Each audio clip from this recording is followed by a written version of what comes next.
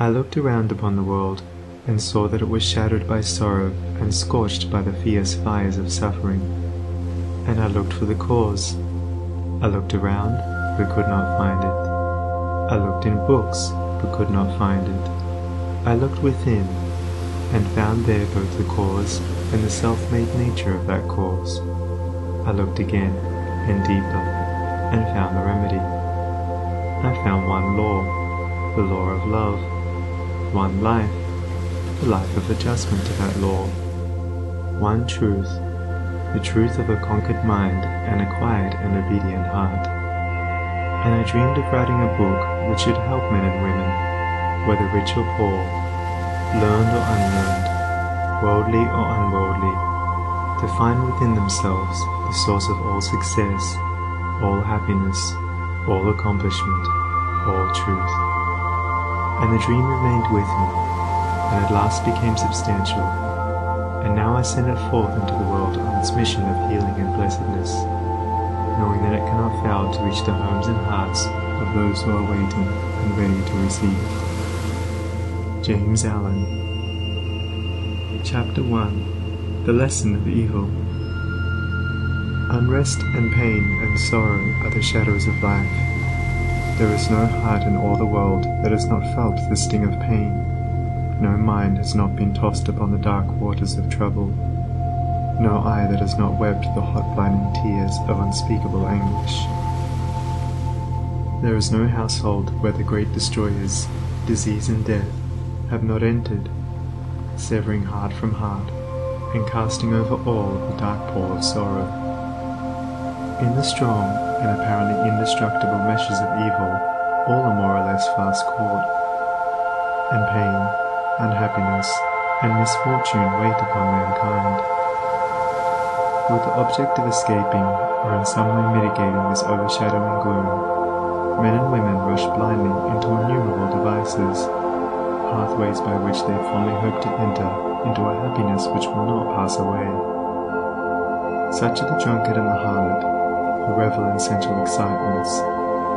Such is the exclusive aesthete, who shuts himself out from the sorrows of the world, and surrounds himself with enervating luxuries.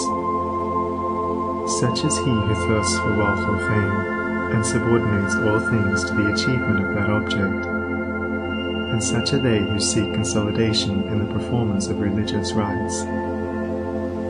And to all the happiness sought seems to come, and the soul, for a time, is lulled into a sweet security and an intoxicating forgetfulness of the existence of evil. But the day of disease comes at last, or some great sorrow, temptation, or misfortune breaks suddenly in on the unfortified soul, and the fabric of its fancied happiness is torn to shreds. So over the head of every personal joy hangs the Damocletian sword of pain, ready, at any moment, to fall and crush the soul of him who is unprotected by knowledge. The child cries to be a man or woman. The man and woman sigh for the lost felicity of childhood. The poor man chafes under the chains of poverty by which he is bound, and the rich man often lives in fear of poverty, or scours the world in search of an elusive shadow he calls happiness.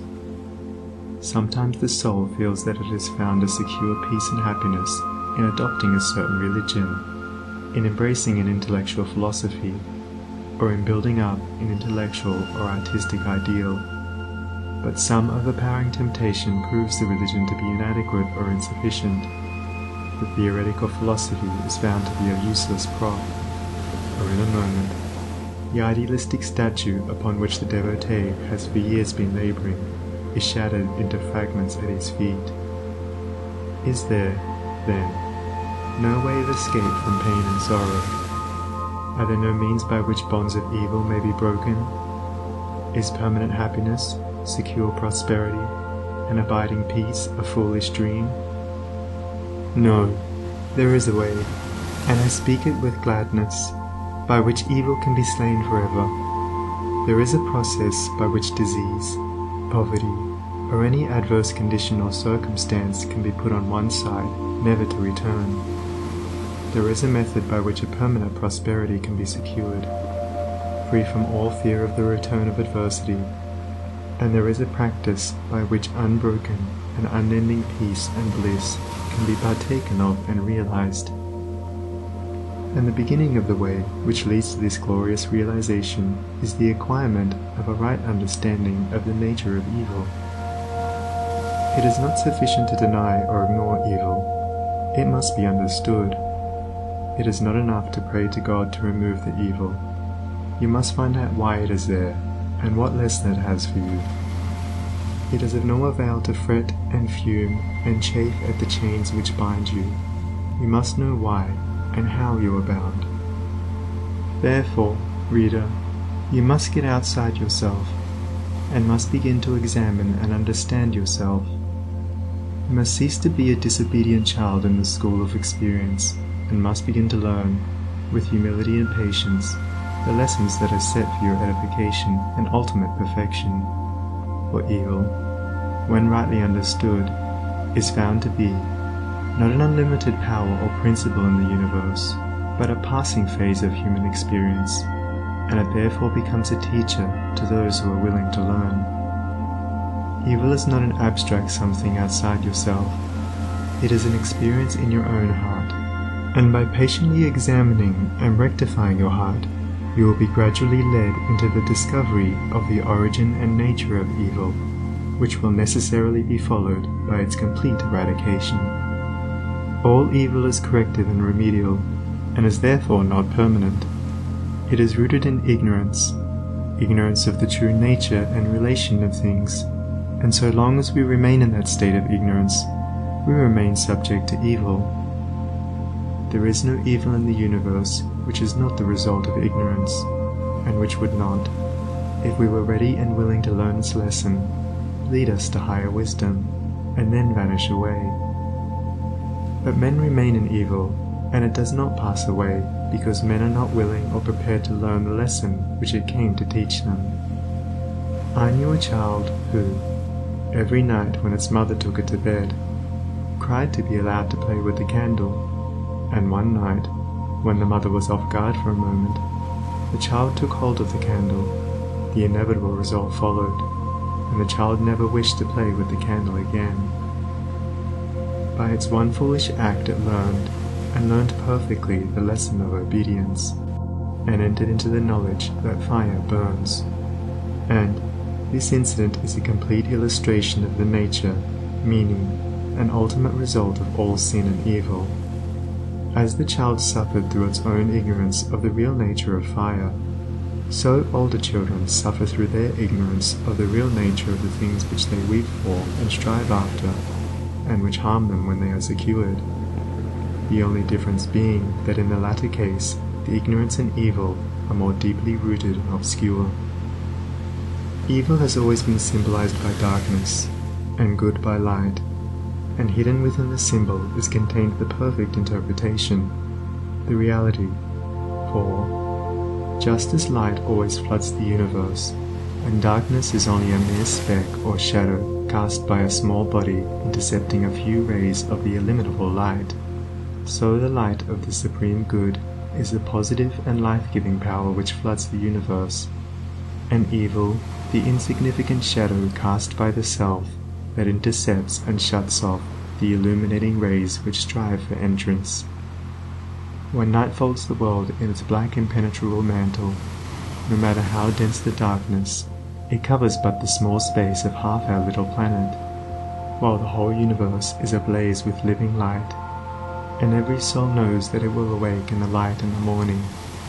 Know, then, that when the dark night of sorrow, pain, or misfortune settles down upon your soul, and you stumble along with weary and uncertain steps, that you are merely intercepting your own personal desires between yourself and the boundless light of joy and bliss, and the dark shadow that covers you is cast by none and nothing but yourself. And just as the darkness without is but a negative shadow, an unreality which comes from nowhere, goes to nowhere, and has no abiding dwelling place, so the darkness within is equally a negative shadow, passing over the evolving and light-born soul. But, I fancy I hear someone say, Why pass through the darkness of evil at all? Because, by ignorance, you have chosen to do so, and because, by doing so, you may understand both good and evil, and may more appreciate the light by having passed through the darkness. As evil is the direct outcome of ignorance, so, when the lessons of evil are fully learned, ignorance passes away, and wisdom takes its place. But as a disobedient child refuses to learn its lessons at school, so it is possible to refuse to learn the lessons of experience, and thus remain in continual darkness, and to suffer continually recurring punishments in the form of disease, disappointment, and sorrow. He, therefore, who would shake himself free of the evil which encompasses him, must be willing and ready to learn, and must be prepared to undergo that disciplinary process without which no grain of wisdom or abiding happiness and peace can be secured. A man may shut himself up in a dark room, and deny that the light exists, but it is everywhere without, and darkness exists only in his own little room. So you may shut out the light of truth, or you may begin to pull down the walls of prejudice, self-seeking, and error which you have built around yourself, and so let in the glorious and omnipresent light. By earnest self-examination, strive to realize, and not merely hold as a theory, that evil is a passing phase, a self-created shadow, that all your pains, sorrows, and misfortunes have come to you by a process of undeviating and absolutely perfect law, have come to you because you deserve and require them, and that by first enduring, and then understanding them, you may be made stronger, wiser, nobler. When you have fully entered into this realization, you will be in a position to mold your own circumstances, to transmute all evil into good, and to weave, with a master hand, the fabric of your destiny. What of the night, O watchman, seest thou yet? The glimmering dawn upon the mountain heights, the golden herald of the light of lights. Are his fair feet upon the hilltop set? Cometh he yet to chase away the gloom, and with it all the demons of the night? Strike yet his darting rays upon thy sight? Hearest thou his voice, the sound of error's doom? The morning cometh, lover of the light. Even now he gilds with gold the mountain's brow. Dimly I see the path whereon even now his shining feet are set toward the night. Darkness shall pass away, and all the things that love the darkness and that hate the light shall disappear forever with the night. Rejoice, for thus the speeding herald sings.